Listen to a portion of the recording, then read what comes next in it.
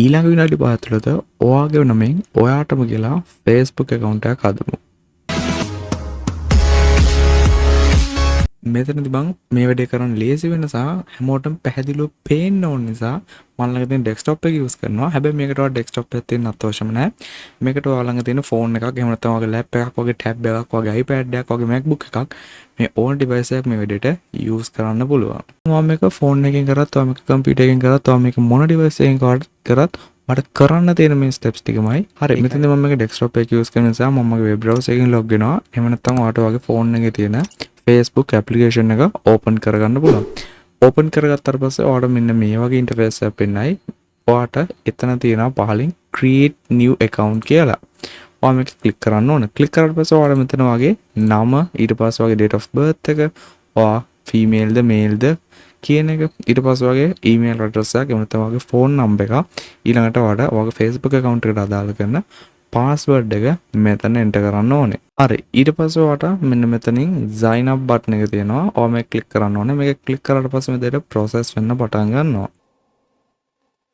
ඉතින් මෙතෙන්දී ඔයා no create a new account කියන එක click කරන්න. හරි ඊට පස්සේ ඔයාට ඔයාගේ email address එකට ඔයාට පොඩි verification code එකක් එයි. ඔයාගේ email address එකෙන් log වෙලා ඔයා check කරලා බලන්න ඒකේ inbox එක. හරි මෙන්න මේ විදිහට verification code එක එනවා FB කියලා පටන් ගන්න.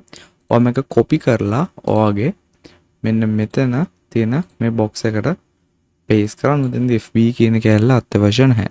ඊට පස්සේ continue button එක press කරන්න ඕනේ ඔයා. ඊට පස්සේ මෙන්න මේ විදිහට message එකක් එනවා ඔයාට successful creator Facebook account කියලා. ඊට පස්සේ මේක ඔයාගේ data ඔයාගේ මේ login data save කරන්න දානවා. මේ web browser ගන්න විතරයි අහන්නේ.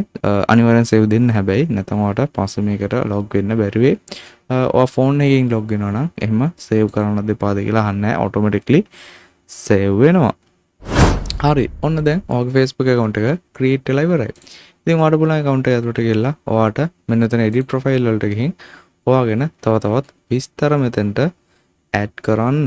ඉතින් වීඩියෝ එක හොඳයි කියලා තුනෝ like කරන්න. රන්ගේ short වලට අලුත් කෙනෙක් subscribe කරන්න. අපි හම්බෙමු ඊළඟ වීඩියෝ එකෙන්. එහෙනම් thank you for watching this video.